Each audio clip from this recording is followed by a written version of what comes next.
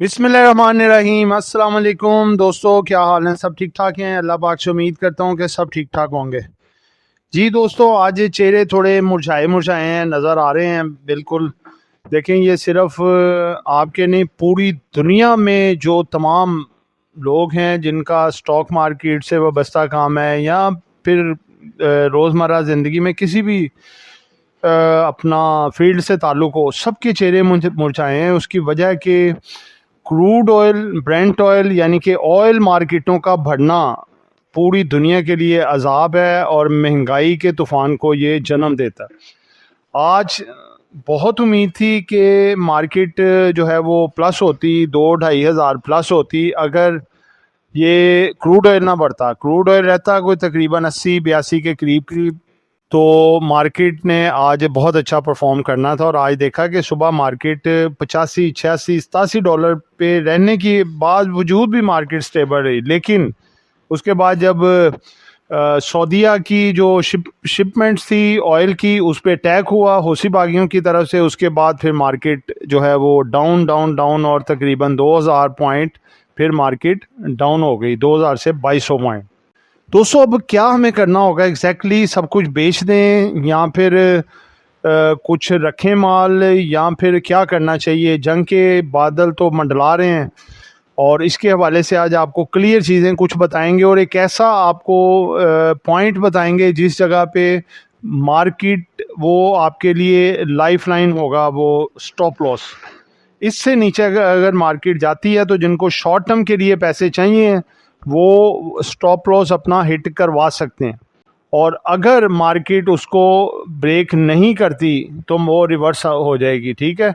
और जो इन्वेस्टर हजरात हैं उनके लिए भी एडवाइस है, जो ट्रेडर स्विंगर है उनके लिए भी है कि हम आपके साथ अपनी वर्किंग शेयर करेंगे। एंड तक ज़रूर देखिएगा, मार्केट तजिए में जाएंगे तो इंशाल्लाह खुल के बातें होंगी कि आखिर हमें आगे करना क्या चाहिए। जिन दोस्तों ने चैनल को सब्सक्राइब नहीं किया, सब्सक्राइब कर लें। जो दोस्त हमारे सिल्वर, गोल्ड और लर्निंग ग्रुप में आना चाहते हैं, इसके साथ पाकिस्तान स्टॉक मार्केट में अकाउंट खुलवाना चाहते हैं, सामने नंबर चल रहा है, वॉइस मैसेज करके डिटेल हासिल कर सकते हैं। जी दोस्तों, पहला सेगमेंट हमारा है जी मार्केट समरी। मार्केट समरी में देखें जी, पीक लाइन कंसल्टेंसी की तरफ से कंपाइल किया गया डाटा, जिसमें आप देख सकते हैं KSE 100 1,71,340 पॉइंट पे ये क्लोज हुआ है। मार्केट में चेंज है 2690 पॉइंट डाउन, ठीक है जी, 2690 पॉइंट की गिरावट। ऑलमोस्ट आप 3000 कह सकते हैं जिस तरह की गिरावट थी। मार्केट ओपन हुई 1,74,994 पॉइंट पे, प्रीवियस क्लोज था 1,74,229। मार्केट ने हाई पोस्ट किया 1,75,237 और मार्केट ने अपना लो जो लगाया 1,71,655। मार्केट 2774 पॉइंट तक माइनस गई और बिल्कुल अपने लो के करीब 70-80 पॉइंट का फर्क है, वहीं पे बंद हुई। इसके बाद अगर हम देखें KSE 100 के जो नेगेटिव और पॉजिटिव स्टॉक रहे, उनमें आप देखें कि 9 स्टॉक जो है वो अपना पॉजिटिव रहे आज, 91 स्टॉक नेगेटिव चले गए और अनचेंज रहे 0। उसके बाद अगर मार्केट के वॉल्यूम्स की हम बात करें तो KSE 100 का वॉल्यूम आज बहुत लो वॉल्यूम रहा है जी, 242 मिलियन का। KSE ऑल शेयर का भी वॉल्यूम में 50% तकरीबन डिक्लाइन आया है, 520 मिलियन का वॉल्यूम। उसके बाद दोस्तों है जी वॉल्यूम लीडर के हिसाब से आपके सामने रखने जा रहे हैं स्टॉक। सिनर्जी आज पहले नंबर पे रहा जी, इसमें वॉल्यूम लगा है जी अपना 6 करोड़ का तकरीबन वॉल्यूम लगा है। उसके बाद अगर PRL में देखें तो इसमें 2,44,00,000 का वॉल्यूम लगा है। TPLP में वॉल्यूम लगा है जनाब आपका 2,33,00,000 और DCL में लगा है 2,23,00,000 और फिर WTL में लगा है 2,19,00,000। तो दोस्तों बात यह है कि देखें वॉल्यूम आज इंतहाई कम थे, तमाम स्टॉक में कम थे। आज सिनर्जी और ये कुछ जो 5 स्टॉक हैं इन्हीं में सही वॉल्यूम लगे हैं, बाकी तो सब वॉल्यूम कम थे सबके। उसके बाद अगर हम देखें टॉप एडवांसर और डिक्लाइनर में, तो एडवांसर्स की अगर देखें तो आज SHNI जो है ये भी आज जो है वो अपना इसने कैप लगाया। गामन इसने अपना ₹2.42 का इजाफा किया है और STML ने ₹5.38 का इजाफा किया है। डिक्लाइनर में अगर देखें तो SUHJ इसने 24 रुपये 30 पैसे अपने शेयर से निकाल दिए हैं। केपस ने 136 रुपये 43 पैसे निकाल दिए। NSRM ने जनाब 29 रुपये 64 पैसे अपने शेयर में से निकाल दिए।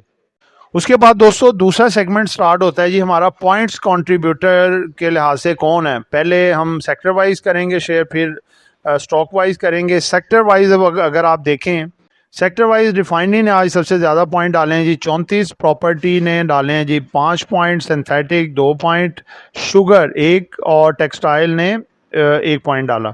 सबसे ज़्यादा पॉइंट निकाले आए कमर्शियल बैंक ने 796 point, cement 415, fertiliser 358, oil and gas 286, investment bank 218, power generation 128 और oil and gas marketing 115 point निकालने में कामयाब हुए।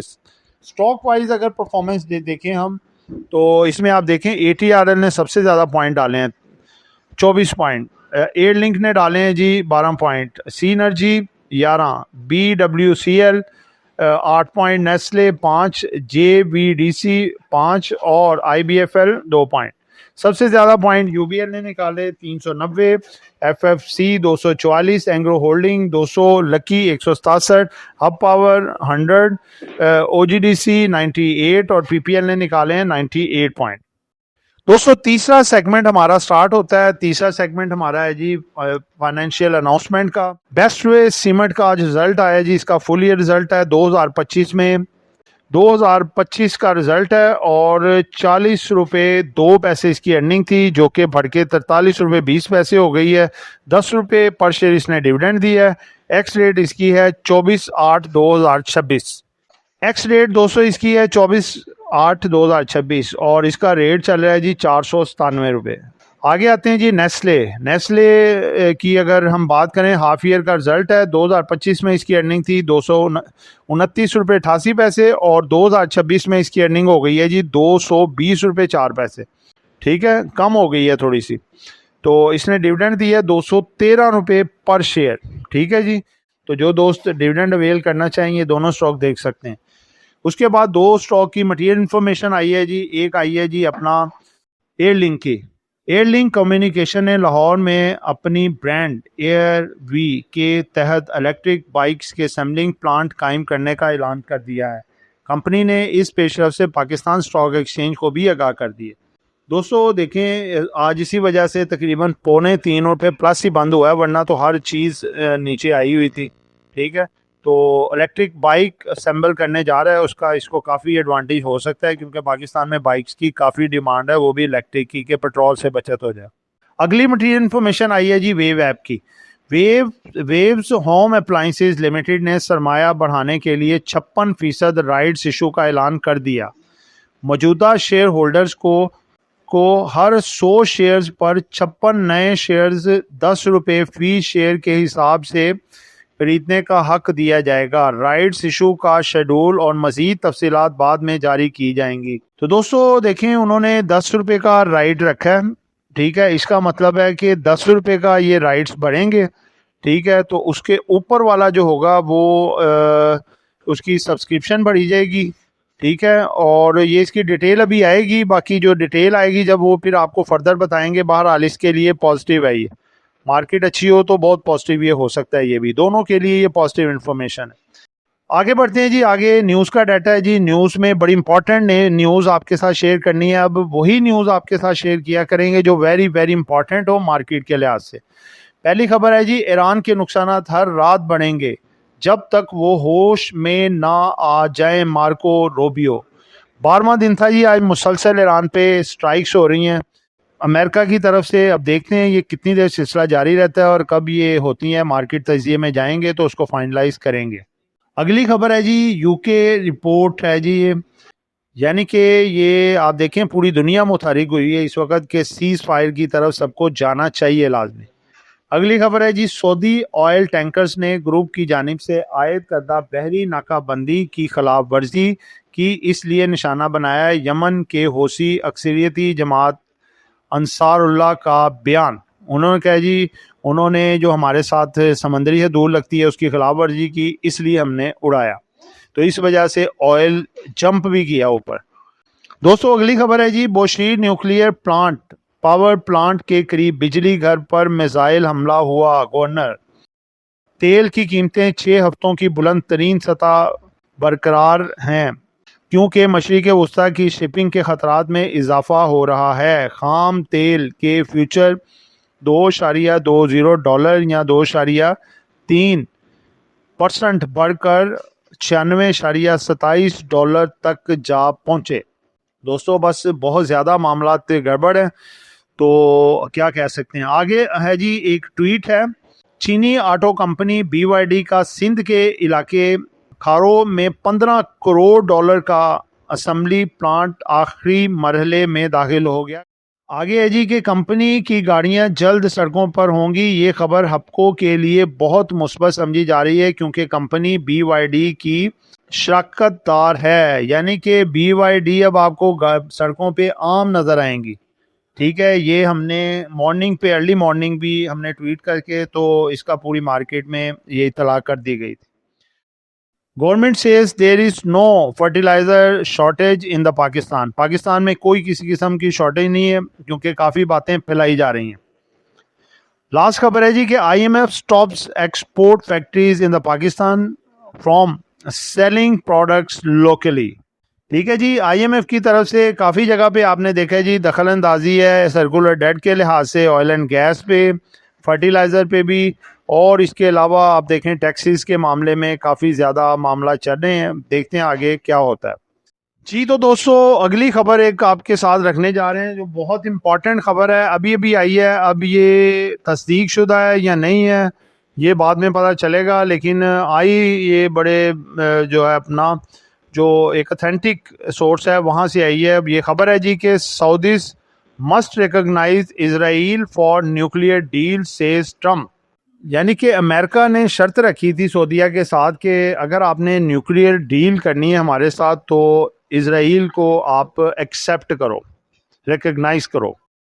तो उसके बाद फिर कुछ देर बाद ही, 1 घंटे बाद ये खबर आई है जी कि सऊदी अरब और अमेरिका जोहरी तवानाई में ताउन के मुआहदे 23 एग्रीमेंट पर दस्तखत कर दिए, और काफ़ी सोर्सेज में ये आई हुई है। अब देखें इसका क्या है और आगे इसका क्या इम्पैक्ट आता है, इसको हम दोबारा से देखेंगे। और पहले तो ये तस्दीक की जाएगी ना कि ये खबर सही है या गलत है।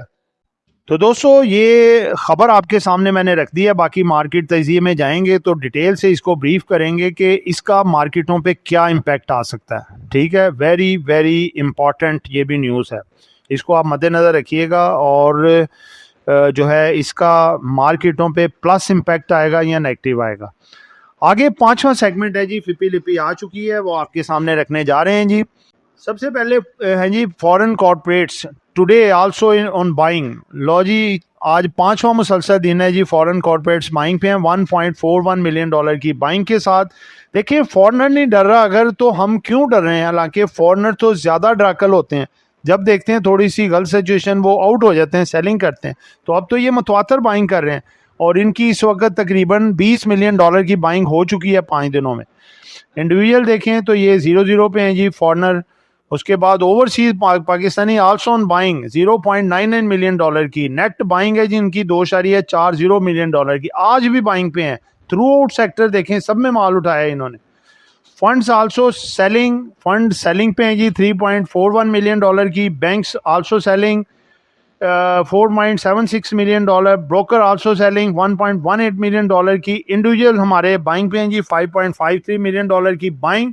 Insurance also on buying, it's a good factor. देखें अगर इंश्योरेंस बाइंग पे है ना, इसका मतलब है कि कुछ मामला तसल्ली बख्श हैं, क्योंकि ये बड़ा मेच्योर प्लेयर है ये। और अगर पैनिक हो तो फौरी तौर पे इसकी सेलिंग नज़र आती है, पैनिक इतना ना हो तो नहीं आती। ठीक है, और ये इंडिविजुअल्स भी हाई वर्थ इंडिविजुअल हैं जो इस तरह के क्राइसिस के हालात में भी माल खरीद रहे हैं, तो छोटे मोटे प्लेयर नहीं है वो। ये म्यूचुअल फंड में बैठे हैं जो घबरा जाते हैं, वो पहले ही उन्होंने अपना कैश सारा म्यूचुअल फंड को दिया होता है, वो बेदर्दी से सेल करते हैं और इनकी कॉलें जाती हैं वो धड़ाधड़ बेचते हैं। इसलिए ये सबसे मठा प्लेयर म्यूचुअल फंड होता है, तो इस पे ज़्यादा वो आप नोट ना किया करें। आगे हैं जी कंपनीज ने भी बाइंग पे हैं 0.73 मिलियन डॉलर की बाइंग है जी। अदर्स $0.50 मिलियन के साथ सेलिंग पे हैं। NBFCs बाइंग पे हैं जी $0.05 मिलियन की बाइंग।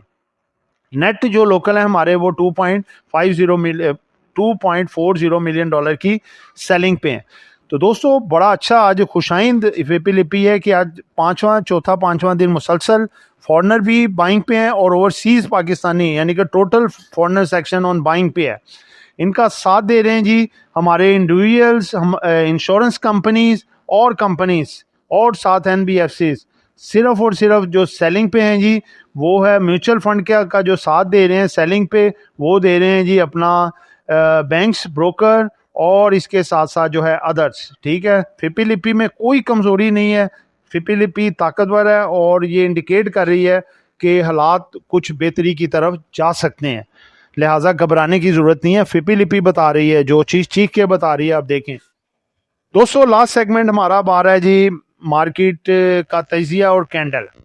जी दोस्तों, कैंडल आज की आपके सामने है। मार्केट जो है आज स्टेबल रही, लेकिन जैसे ही वो खबर आई कि यमन के जो हौसी बागी हैं उन्होंने अटैक किया है ईरान के शिप्स के ऊपर, 2 शिप उनके तबाह कर दिए जो ऑयल के थे।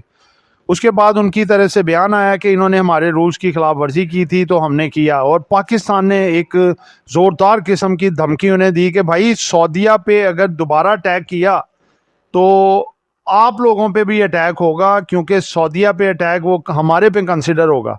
ठीक है, तो लिहाजा उनके लिए मेरा ख्याल है थ्रेट ही काफ़ी है। तो ऑयल उसके बाद बढ़ना शुरू हो गया। उसकी वजह है कि जैसे स्ट्रेट ऑफ हॉर्मज़ ईरान के साथ आता है, बाबुल मंदेब वो यमन के साथ आता है, तो उन्होंने भी धमकी दे दी है कि हम बाबुल मंदेब को बंद कर देंगे। अगर ये दोनों बंद हो जाते हैं तो क्रूड ऑयल जो है वो तो बड़ा जंप करेगा, क्रूड, ब्रेंट और गैसेस की जितने भी आलमी मंडी तेल और गैस की है। तो इस वजह से उस पैनिक से भी मार्केट में पैनिक आया और मार्केट जो है तकरीबन 2800-2900 3000 पॉइंट तक माइनस कई 2750 पॉइंट माइनस में क्लोज हुई है। उसके बाद दोस्तों आपको खबर बताई थी ये वाली जो सऊदी अरब का अमेरिका के साथ अभी खबरें चल रही हैं कि इनका जोहरी मुआहदा हो गया। अब ये जोहरी मुआहदा ये नहीं कि उन्होंने एटम बम बनाना है, ये जोहरी मुआहदा है कि इन्होंने जो बिजली पैदा करने वाले जो न्यूक्लियर प्लांट्स वगैरह बनाते हैं उसके लिहाज से हुआ है ये। ठीक है, अब ये हुआ भी कि नहीं हुआ इसकी अभी कोई तस्दीक नहीं हो सकी, क्योंकि ऑफिशियल किसी की तरफ से कंट्री की तरफ से इस तरह की स्टेटमेंट नहीं आई। वो आएंगे तो बताएंगे।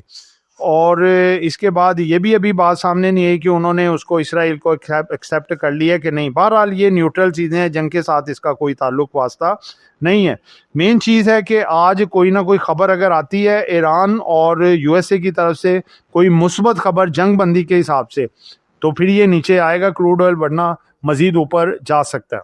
तो दोस्तों सिंपल सी बात है, देखें कल आपको बताई थी ये बात थी कि कल मार्केट 2-2.5 हज़ार पॉइंट प्लस हो सकती है। अगर 9 बजे जो रिकॉर्डिंग कर रहे थे कि यहाँ तक की सिचुएशन हो, उसके बाद अगर क्रूड ऑयल बढ़ता है या दोबारा अमेरिका ईरान एक दूसरे पे स्ट्राइक करते हैं तो फिर कुछ भी हो सकता है, मार्केट डेंजर हो सकती है। तो वही मार्केट ने किया, मार्केट डेंजर हुई। तो दोस्तों बात ये है कि सिंपल सी बात ये है, काफ़ी दोस्तों ने पूछा है कि भाई हमें एक लेवल बताएं जो छोटे इन्वेस्टर हैं कि हम ज़्यादा लॉस बर्दाश्त नहीं कर सकते, चाहे वो हमारी लॉन्ग टर्म की आइट में है या जो भी हैं। तो दोस्तों बात यह है कि जिनको तो चाहिए, क्लियर बात करने लगा हूँ, जिनको कोई 2-4 महीने में करीब पैसा चाहिए, ठीक है, उनके लिए जो हमारा स्टॉप लॉस है वो है जी 1,70,000। आपसे नहीं ज़्यादा लॉस बर्दाश्त होता, 1,70,000 पे आप स्टॉप लॉस लगा लें। आगे अगर मार्केट इसको ब्रेक कर जाती है फिर जहाँ पे मर्जी जाए, आपने बाइंग जल्दी नहीं करनी जब तक जंग के मामला सॉल्व ना हो। कैश को होल्ड करके बैठें, और अगर मार्केट उसको ब्रेक नहीं करती, ऊपर आ जाती है और कोई अच्छी पॉजिटिव खबरें आ जाती हैं तो फिर तो आपकी मौजें हैं। ठीक है, और जो इन्वेस्टर हजरात हैं उनको स्टॉप लॉस लगाने की ज़रूरत नहीं है। जो 6 महीने, साल, 2 साल, 3 साल अपने पोर्टफोलियो को रख सकते हैं अच्छे ब्लू चिप स्टॉक आइटमों, उनके लिए ये गोल्डन और सुनहरी मौका है जो कभी कभार हिस्ट्री में आता है। तो उनको चाहिए कि डिप पे जो चीज़ें आती हैं थोड़ी थोड़ी करके, चाहे 100 शेयर करके अपने पोर्टफोलियो में डालें। वही चीज़ें जब मार्केट रिवर्स होगी, अच्छी खबरें आएंगी तो उनको ढेरों फ़ायदा दे के जाएंगी। ठीक है, जैसे देखें अच्छी चीज़ों में हब पावर कंपनी है, बेस्ट वे सीमेंट है, मारी एनर्जीज है, पोल है, OGDC है, PPL है, PSO है, लकी सीमेंट है, इस तरह की चीज़ें। ठीक है, तो बाकी ये है कि मार्केट का मैंने बता दिया स्टॉप लॉस जो छोटे इन्वेस्टर हैं 1,70,000, उससे ऊपर अगर मार्केट रहती है तो वो सही है। तो मार्केट अगर अच्छी कोई भी खबर आती है वो मार्केट को एक दफ़ा जंप ऊपर करवा सकती है। खबर का वेट करें और क्रूड ऑयल पे खासी गहरी नज़र रखें। अगर क्रूड ऑयल मज़ीद ऊपर जाता है तो वो मार्केट के लिए डेंजर हो सकता है। अगर ये नीचे आ जाता है तो फिर कोई मसला नहीं। मार्केट जो है ये $90 फ़ी बैरल तक क्रूड ऑयल और 96-97-100 ब्रेंट ऑयल तक को प्राइस कर चुकी है। जी, तो दोस्तों बात यह है कि कल अब फाइनल आपको देने लगा हूँ टच के छोटे ट्रेडर्स के लिए मैंने स्टॉप लॉस बता दिया है। इन्वेस्टर के लिए वो डाउन साइड पे थोड़ा थोड़ा करके उठा सकते हैं। उम्मीद है कि इंशाल्लाह ताला इस हफ्ते के अंदर अंदर संडे से पहले पहले कोई ना कोई बेहतर ख़बर आ सकती है, क्योंकि ईरान और USA दोनों की तरफ से बस हो चुकी है। ठीक है, और उम्मीद है कि अब जो हौसी बागी हैं वो भी पाकिस्तान की तरफ से उन्हें अल्टीमेटम मिल गया, वो भी अब थोड़ा संभाल के आगे चलेंगे। ठीक है, तो आज रात भी बड़ी इंपॉर्टेंट है, कोई ना कोई अच्छी खबर आई तो कल आपकी मार्केट पॉजिटिव भी हो सकती है। तो दोस्तों ये एक एजुकेशन पर्पस वीडियो थी, नॉट बाय सेल कॉल। कुछ भी खरीदना है बेचना है अपनी मर्जी करनी है। दुआ में याद रखिएगा। आपका दोस्त आमिर शहजाद। अल्लाह हाफिज़।